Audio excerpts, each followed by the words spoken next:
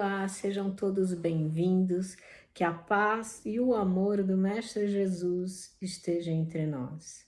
Estamos aqui para mais um vídeo do projeto de explanação evangélica da Seara Bendita. E hoje nós vamos falar sobre a bondade. Para fazer essa reflexão, vamos falar um pouquinho sobre a história do Richard Davidson. Ele é um psicólogo, neurocientista e fez o estudo sobre os efeitos da bondade nas pessoas. Basicamente, esse estudo ele consiste numa análise em que ele busca estudar essa influência dos efeitos de algumas reações que nós temos através da análise genética, que é como o nosso corpo vai reagir através dessas influências, produzindo mais ou menos substâncias conforme cada um desses estímulos. Por exemplo, ele percebe que depois de uma meditação profunda há uma mudança expressiva genética, ou seja, as nossas células do corpo elas têm alterações importantes, causando basicamente uma mudança no nosso metabolismo, uma mudança na nossa imunidade, e com isso ele conseguiu perceber todas essas mudanças que acabam acontecendo conforme as nossas reações. E aí vem o estudo da bondade. Ele selecionou crianças por quê? Porque ele entendia que as crianças ainda não tinham o efeito de toda a influência direta do nosso mundo. Eles ainda não têm aquela influência dos grandes problemas.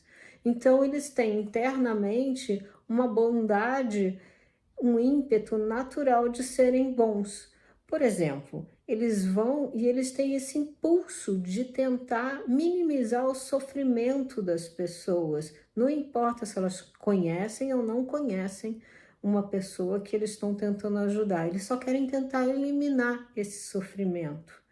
E essa reação acaba causando uma mudança, um prazer, uma satisfação, até mesmo uma felicidade, porque fazer bem realmente traz a felicidade. E isso ativa o lobo frontal do nosso cérebro, que é responsável pela inteligência, pelo raciocínio lógico, é responsável pela manipulação de várias regiões que estão ligadas à nossa emoção. E também, claro, aos julgamentos que nós temos, julgamentos morais que nós temos normalmente.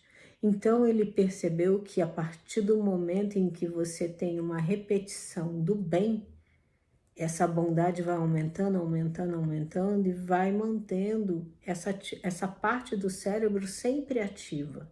E à medida em que essa prática é constante, ou seja, fazer o bem, praticar a bondade é constante, ele percebeu que então é possível manter essa parte do cérebro ativa permanentemente. E se essa parte do cérebro fica ativa permanentemente, tem uma nova alteração genética, claro, e com isso fortalece mais ainda a nossa imunidade.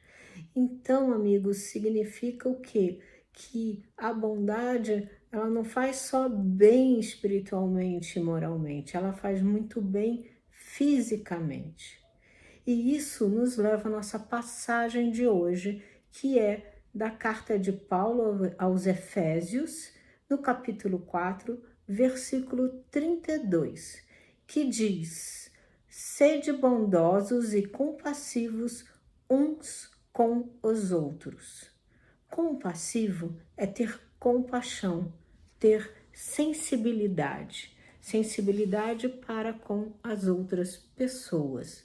Então, quando nós começamos a fazer essa análise, nós vamos pensando aqui, quais são as formas de realmente realizarmos ou praticarmos a bondade? E pesquisando um pouquinho na internet, nós chegamos a três tipos, três formas de bondade. A primeira é a ternura, que significa o quê?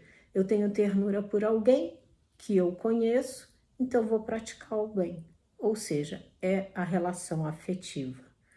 A segunda é a gentileza, ou seja, eu posso ser gentil com as pessoas que estão por perto de mim, mesmo que eu não as conheça, mas eu ainda sou influenciada por algum pensamento ou alguma ideia que eu tenha.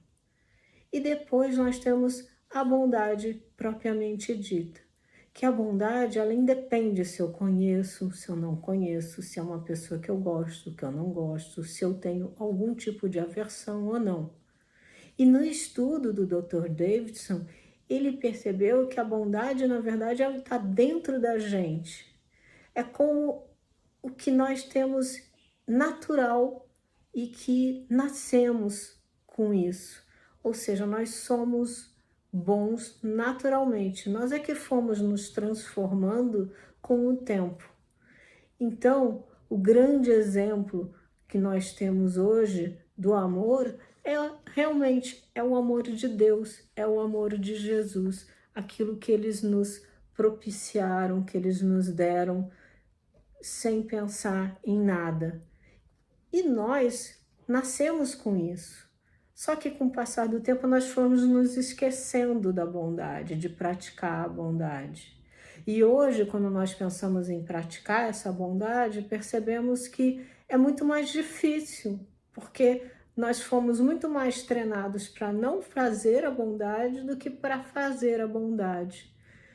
Só que com a evolução, com toda essa tecnologia, evolução do mundo, a mudança do nosso dia a dia, passamos a ter um pouco mais de tempo, não é mesmo? Para poder pensar sobre certas coisas, praticar o bem, contribuir para a humanidade.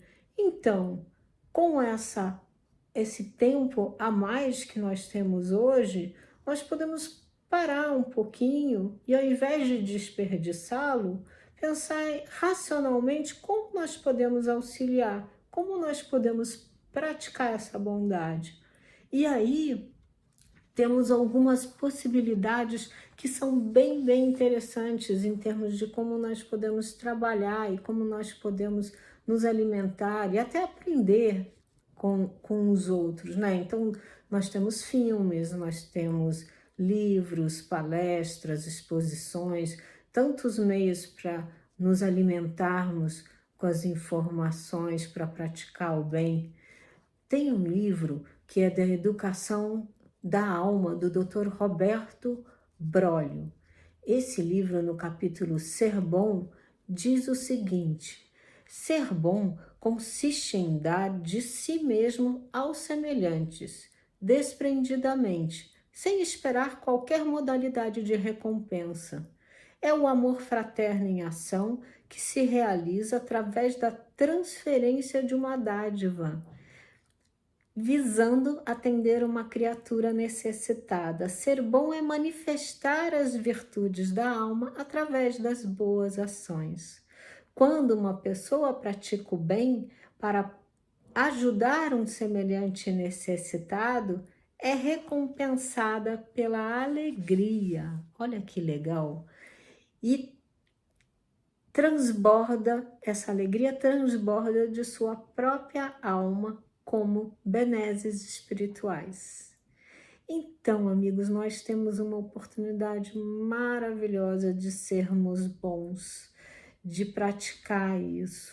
Através de que forma? Nós podemos ouvir uma pessoa que necessita falar, nós podemos fazer companhia para uma pessoa que está se sentindo sozinha. Olha quantos atos simples, mas atos de bondade. Podemos julgar menos as pessoas e tentar ser um pouco mais compreensivos com as dificuldades e as limitações dos outros. Isso também é ser bom. Também é bom quando nós conseguimos buscar um momento adequado para corrigir uma pessoa. Sim, porque não adianta só passar a mão na cabeça ou fazer silêncio, porque muitas vezes falar, auxiliar, é como um pequeno auxílio que acaba ajudando enormemente as pessoas, às vezes até direcionando para os caminhos que ele nem pensava que ele ia encontrar mais. Então, assim, às vezes uma palavra uma orientação de coração é muito, muito importante. Na verdade, quando nós falamos em bondade, nós precisamos pensar que nós temos que entregar aquilo que nós temos de melhor.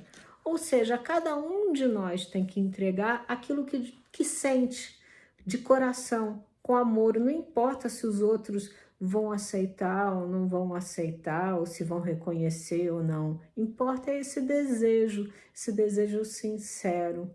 A missão que Jesus nos deixou foi muito clara, que devemos melhorar a cada dia um pouquinho esse nosso mundo para que todos possam usufruir melhor e, consequentemente, nós também. Em Mateus, capítulo 7, versículo 16, nós temos: pelos seus frutos os reconhecereis. Que a paz e o amor continue entre nós.